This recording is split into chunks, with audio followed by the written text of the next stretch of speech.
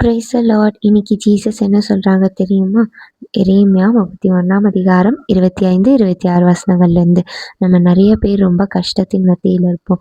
என்னடா இது! நம்ம வாழ்க்கையில எதுவுமே சரியா நடக்கிற மாரி தெரியலையே அப்படின்ட்டு.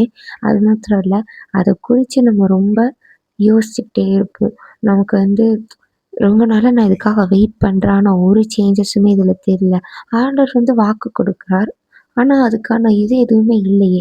அவரு வாக்கு குடுத்து 1 வருஷம் ஆகுது. இப்ப வரைக்கும் அது எதுவுமே என் வாழ்க்கையில நடக்கலையே அப்டின்னா, ஏசப்பா இந்த மாசம் இப்போ ஏசப்பா சொல்ற காரியம், "கவலைப்படாத, எல்லாவற்றையும் நான் இந்த மாதத்துல மாற்றி தரப்போகிறேன்" அப்படின்னு. அது மாத்திரம் இல்ல, வெயிட் பண்ற காரியமும் கிடைக்கும். அதோட கூட ஏசப்பா என்ன செய்வாரு, நம்ம வருத்தப்பட்டு கஷ்டத்துல இருந்தோம் இல்லையா?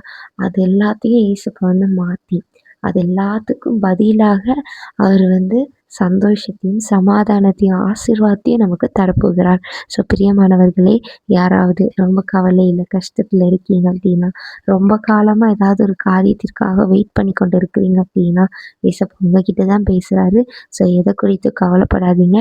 ஏசப்பாவ நீங்க நம்பி, அவருகிட்ட நீங்க ஜெபத்த நீங்க வையுங்க. அவர் எல்லாவற்றையும் பார்த்துக்கொள்வார். ஆமென்.